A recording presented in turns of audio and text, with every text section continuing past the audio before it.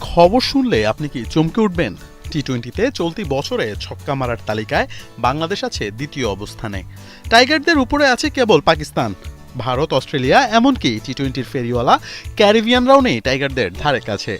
গত বছর ১২২ ছক্কা ছিল এক বছরে বাংলাদেশের সর্বোচ্চ। এবছর সেই রেকর্ড অনেক আগে ছাড়িয়েছে টাইগাররা। এখন পর্যন্ত ২৪ ম্যাচে টাইগার ব্যাটারদের থেকে এসেছে ১৭১টি ছক্কা।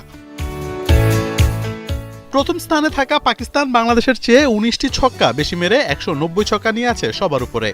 পরিসংখ্যানের দিকে তাকালে টি-20তে ছক্কা মারায় সাম্প্রতিক বছরগুলোয় বাংলাদেশের অগ্রগতি বেশ স্পষ্ট।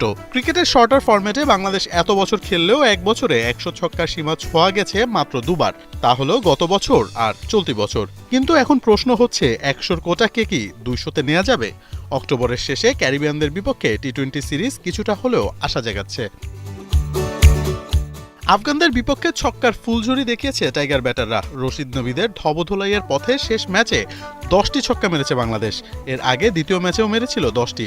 প্রথম ম্যাচে ছিল 8টি ছক্কা। বাংলাদেশের ছক্কা মারার পেছনের কারিগর অবশ্য টপ অর্ডাররা। যেমন শেষ টি-20তে 10 ছক্কার পেছনে সাইফ হাসান একাই মেরেছিলেন 7টি। সব মিলিয়ে আফগানদের বিপক্ষে শেষ 3 ম্যাচে সাইফ ইমনরা মেরেছেন 28টি ছক্কা। ক্যারিবিয়ানদের বিপক্ষে 29টা ছক্কা হাঁকাতে পারলেই টাইগাররা পেরোবে 200 ছক্কার কোটা। এখন দেখার বিষয়, টি-20তে নতুন দিনের যে ক্রিকেট খেলা শুরু করেছে বাংলাদেশ, সে ধারাবাহিকতায় করতে পারে কিনা ছক্কার নয়া রেকর্ড।